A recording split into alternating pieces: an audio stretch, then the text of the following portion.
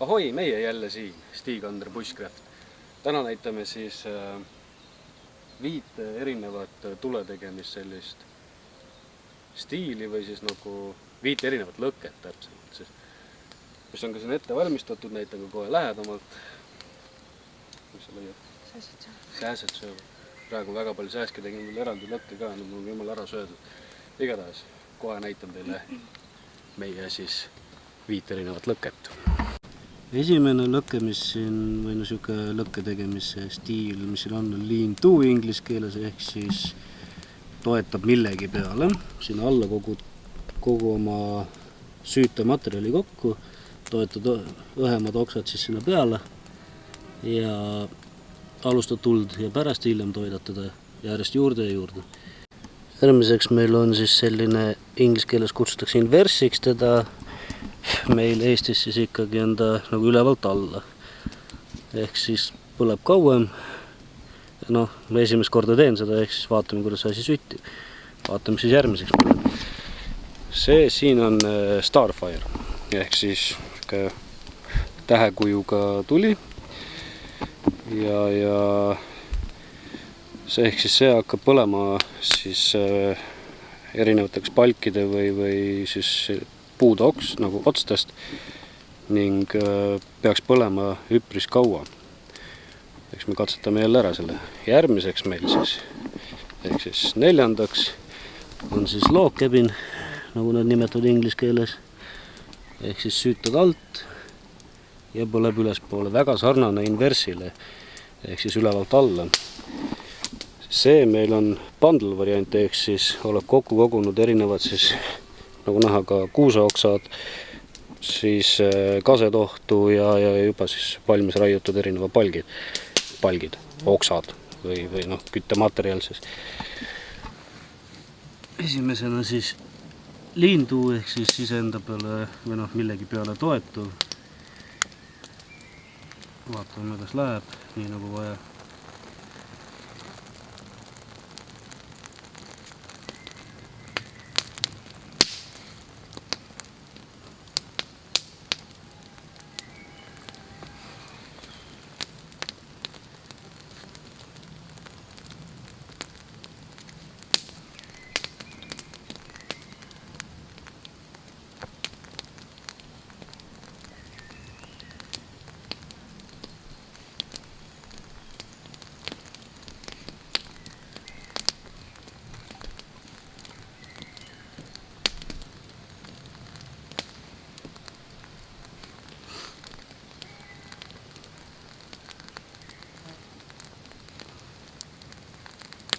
Kui alt on juba põlema läinud, siis ajapikku lihtsalt siis kaikaid peale tõsta.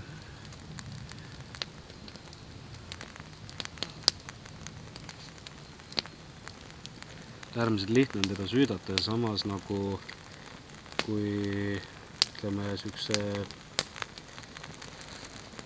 tarbija lööbida, siis saaks teda isegi kõrgemaks teha ja teha siis sükse reflektori siia taha, mis siis peegeldaks selle soojusega sinna tarbi sisse. Öösel jahe ei hakkaks. Ühesõnaga see asi põleb väga ilusti. Nüüd siis katsetame seda ülevalt alla, sarnane nagu oli ka log cabin. Ja kuna me seda esimest korda proovin, siis arvatavasti see ei tule kohe välja nii nagu vaja. Ühesõnaga me süütame ülevalt.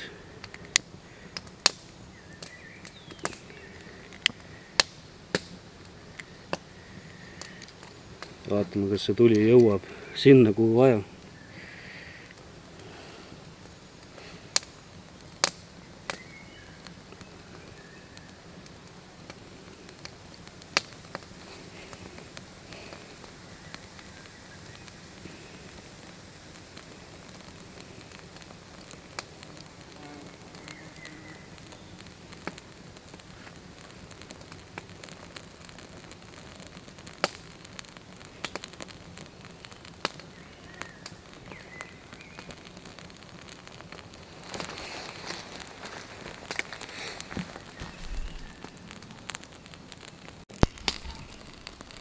nagu näha, siis toimis väga hästi. Noh, arvestades seda, et ilm on siin kõik asjad ära kuivatanud juba. Ehk siis see süttis väga kiirelt.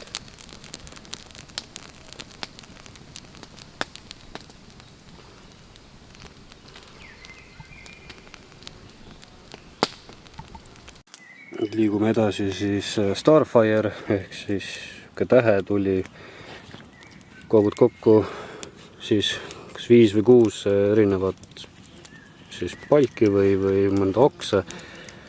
Sinna üks pundar keskele nagu näha. Ja süütamine käib siis altpoolt heas, kui saaks igast nurgast seda põlema panna. Et siis ei teki sihukest veidrat efekti. Samas, kui tahad pikemat põlemise aega, siis tasuks ainult ühes kohas panna, küll ta jõuabki edasi teiste juurde.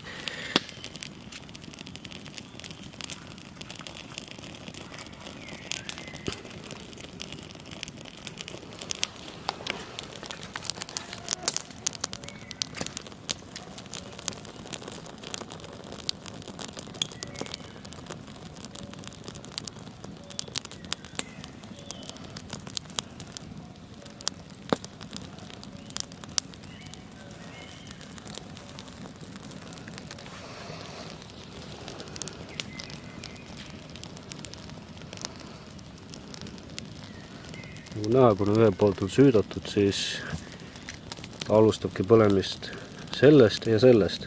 Edasi liigub ta ajapikku sinna siis järgmiste palkideni, mis on tagapool.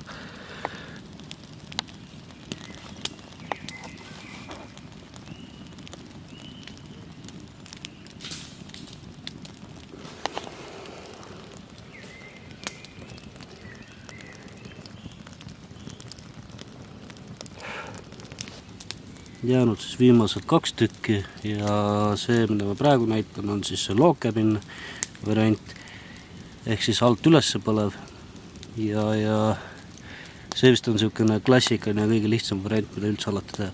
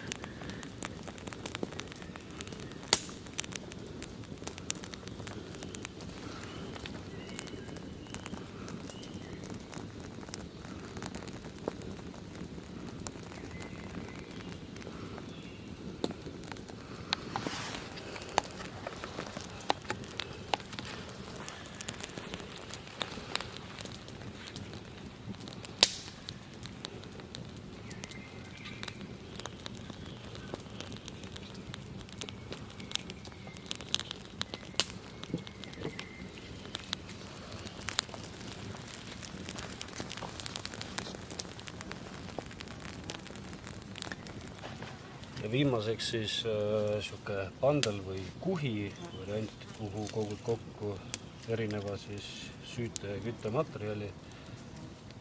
Ja väga vabalt ma arvan isegi, et võib alustada süütamist sihukese koha peal. Kuna materjal kõik on erinev, siin on kaske, siin on kuuske ja kõike, siis ta peaks selle tule päris edukalt üles võtma. Ja kuna ta meenutab natukene sellist Šveitsi tõrvikut või kes kuidas teda nimetada soovib, siis ta peaks ka põlema kauem, kuna keskel on siis ikkagi suurem sihuke palk või kes mida sinna panna tahab. See arvatavasti põlemisaeg peaks olema ikkagi väga pikk. Selle väikse puhul küll mitte palju, arvatavasti mingi sihuke 2-3 tundi maksimum. Nagu näha, siis ta süttib päris ilmselt. Sarnane variant on ka siis tiipi või nagu indiaani, siis selline maja, indiaanlase maja stiilis tuli. Samamoodi süütud alt ja siis on keskel muidugi ei ole suuremad siis palki või küttematerjali, põlemismaterjali. See liigub samamoodi, kui ta hakkab ühe külje pealt pihta, siis vastavalt vajadustele liigub ka ümberringi.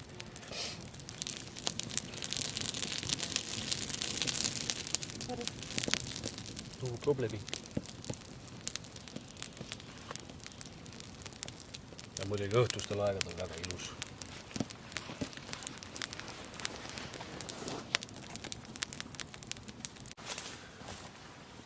Boonusena toon välja siis veel lisaks sellise soojasaamisvõtte, nagu on meil siin 2 palki.